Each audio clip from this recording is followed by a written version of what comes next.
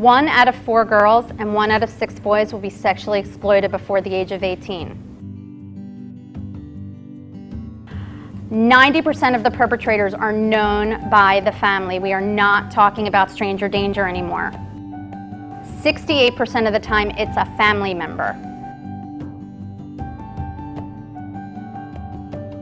Hi, I'm Cherie Ben-Joseph, the co-founder, along with my partner Sally Berensweig, of the KidSafe Foundation. And today, we appreciate you joining us for this session on having the important conversations with your children about how their bodies are special and belong to them.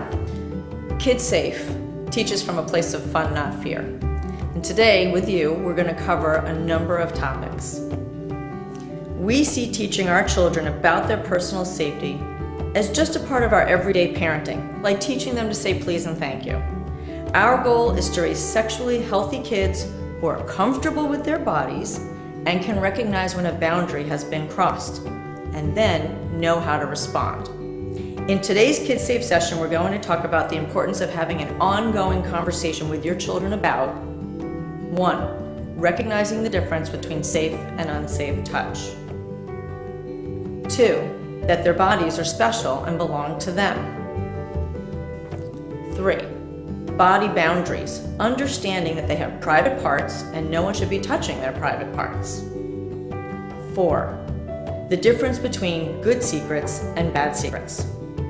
And 5. How to teach your children who to go to talk about important things with, how to access help from their circle of safe adults. Parents are partly to blame because they don't tell their children about sexual stuff. I use that to my advantage by teaching the child myself. This is a quote from a convicted child molester.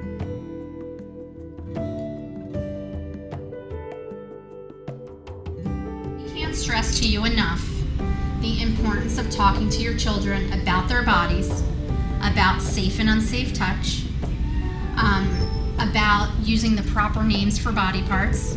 A penis is a penis, an elbow is an elbow. If it feels uncomfortable saying it, get in front of a mirror, say it 100 times until it loses all its discomfort.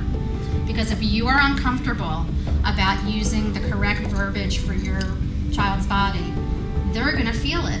They're going to be uncomfortable as well. You send a subliminal message. The way we teach this lesson is by showing a picture of a boy with a happy face, and we literally say to the kids, this little boy was at school all day. When he got home from school, he got a hug from his mom. Is that a safe touch or an unsafe touch? And the kids say safe touch, and then we brainstorm with them. How does a safe touch feel inside? And they say warm and cozy and comfortable and safe. And then we show a picture of a little boy and he looks kind of sad, and we say this boy was pushed on the playground by his very best friend on purpose. And of course they say, I say safe or unsafe, they say unsafe. I say, how do you feel inside when you get an unsafe touch? And they say weird and confused and uncomfortable, and I want to tell you, they come up with amazing words. And we say, you are the judge if a touch is safe or unsafe by how it makes you feel inside. Picture of children in their bathing suits, front and back, and we point out the private parts. And basically all we say is, you have private parts, I have private parts. We make them laugh. We say even the President of the United States has private parts. They all giggle. And we say, but nobody should be touching your private parts. You should not be touching anybody else's. Nobody should be looking at your private parts, and you should not be looking at anybody else. There's a page in here where an uncle comes to visit, and he says to the little girl, come give your uncle a hug. And she says, no thanks. And I say to the kids, is that okay? And at first they say, no, she needs to give her uncle a hug. And I said, well, does her body belong to her uncle? And they say, no. I say, you're right, her body belongs to her. She gets to decide whether she wants to give a hug or a touch or a kiss. A child who keeps secrets is a predator's best friend. If you take home today out of your session with KidSafe only one skill, we want it to be the difference between good secrets and bad secrets. A good secret is a secret that has a happy ending. A child feels good to keep it and excited and special.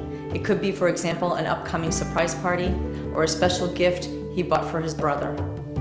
A bad secret, on the other hand, is a secret that goes on forever, that a child is carrying around like a weight on his back. A bad secret gives a child a feeling of discomfort, perhaps fear of telling, nervousness, and worry. A bad secret could be, for example, that his babysitter brought over friends for the evening and made him promise not to tell. And he wakes up in the morning and he's not quite sure what to do with that secret because he loves his babysitter and doesn't want to get her in trouble. But he knows that it wasn't a good choice. What should you do if somebody gives you an unsafe touch? Circle of Safe Adults. This is something that we teach and use with every single grade up to 5th grade. And basically we teach children that they need to think about 3 adults that they have in their life who they trust that they could go to if they had any kind of problem. Here's an activity you can do at home with your child. It's called Circle of Safe Adults. Our goal is to make sure every child has at least had a conversation with a trusted adult as to where to go to access help or who to talk to if they're confused about something. In KidSafe, we call this a child's circle of safe adults. You have now been introduced to the KidSafe language of safety that we use to teach children that their bodies are special and belong to them. This empowering message is not a one-time conversation.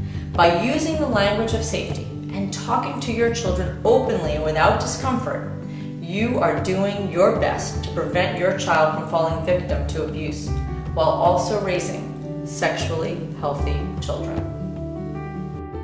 For more information about safety and to continue the learning at home with KidSafe's children's books, please visit us at www.kidsafefoundation.org.